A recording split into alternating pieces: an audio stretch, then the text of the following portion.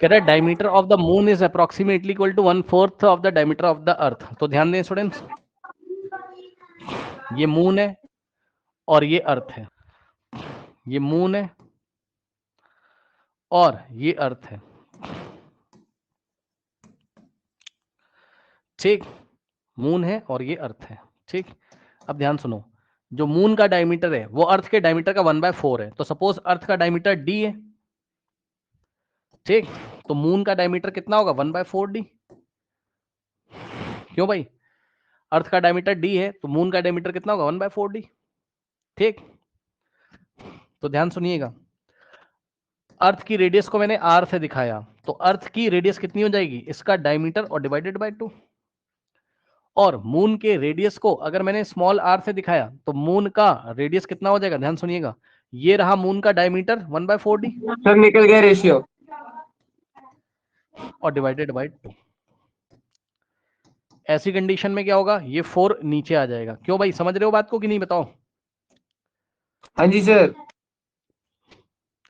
तो क्या हो जाएगा, 1 बाय और नीचे 4 इंटू 2 और डी, तो 1/4 2 = 8 डी। ये लीजिए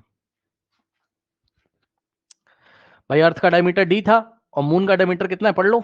the diameter of the moon is approximately 1/4 of the diameter of the earth.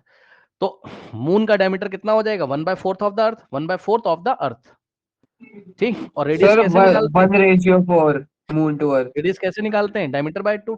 तो ये रेडियस हो गया अर्थ का और ये रेडियस हो गया मून का। क्या करेंगे, डायमीटर कितना है 1/4 डी को 2 से डिवाइड करेंगे, 4 आएगा नीचे, 4 2 = 8, 1/8 डी। और हमें क्या निकालना है, find the ratio of surface area. सुनो, सरफेस एरिया ऑफ मून, सुनो ध्यान से, फॉर्मूला लगेगा 4πr², क्योंकि मून स्फेरिकल मान के चलेंगे हम मून को, 4πr², तो 4 इंटू, ध्यान देना जरा, ऐसे ही छोड़ दो इसको, रुक जाओ, ऐसे ही छोड़ दो। और इसी तरीके से आप सरफेस एरिया ऑफ अर्थ निकालोगे अगर, तो ये हो जाएगा 4π, लेकिन रेडियस कैपिटल आर रखोगे। यहां देख लीजिए, अर्थ का रेडियस कैपिटल आर माना है। अब रेशियो निकाल लेंगे, पहले मून का और फिर, समझ रहे हो, सरफेस एरिया ऑफ मून का रेशियो सरफेस एरिया ऑफ अर्थ के साथ निकालेंगे। तो क्या हो जाएगा, ध्यान से सुनो, यहां हम रखेंगे 4πr² और अपॉन में यहां रखेंगे 4π कैपिटल R²।